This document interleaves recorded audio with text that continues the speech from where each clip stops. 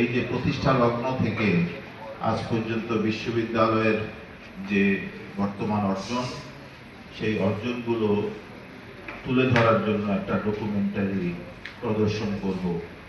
এর পাশাপাশি এদিন থাকবে আমাদের 26 জন শিক্ষক, 22 জন ছাত্রছাত্রী, মোট 48 জন। তাদেরকে আমরা ডিনস অ্যাওয়ার্ড দেব।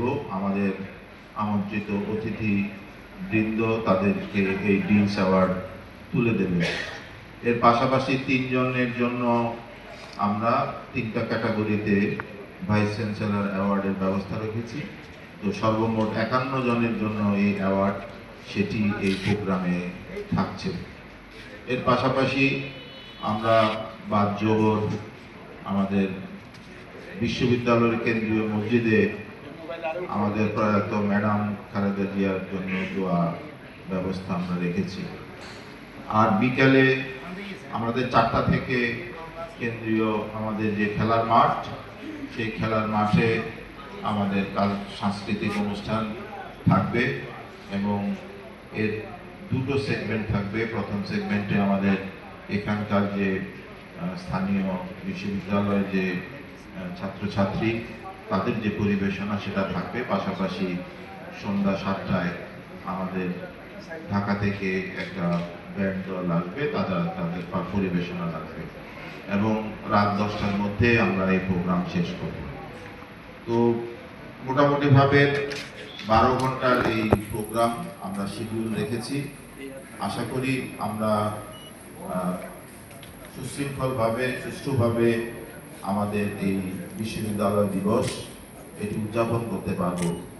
সেক্ষেত্রে আপনারা হয়তো ইতিমধ্যে জেনেছেন, আমি তারপরেও আপনাদেরকে আজকে আপনাদের 22শে জুন এই বিশ্ববিদ্যালয় দিবস উদযাপনে আপনাদের সকলকে আমি আমার ব্যক্তিগত তরফ থেকে এবং বিশ্ববিদ্যালয়ের তরফ থেকে আমন্ত্রণ জানাচ্ছি।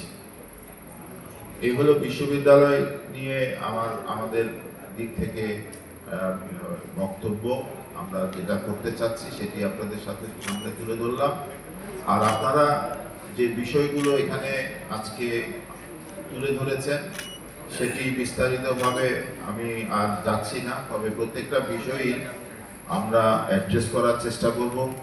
আপনারা এই বিশ্ববিদ্যালয়ের অতীতে বিভিন্ন ধরনের সমস্যার কথা আপনারা বলেছেন এবং সেটা নিয়োগ থেকে শুরু করে বিভিন্ন সমস্যাগুলো তৈরি হয়েছে, সেগুলো আপনারা যেভাবে তুলে ধরেছেন সেগুলো যাতে করে সামনের দিনে না হয় সেটি আমরা দেখব এবং সেভাবেই আমরা যাতে করে স্বচ্ছতার সাথে আমরা চলতে পারি সেই আশাবাদ আমি ব্যক্ত করতে চাই।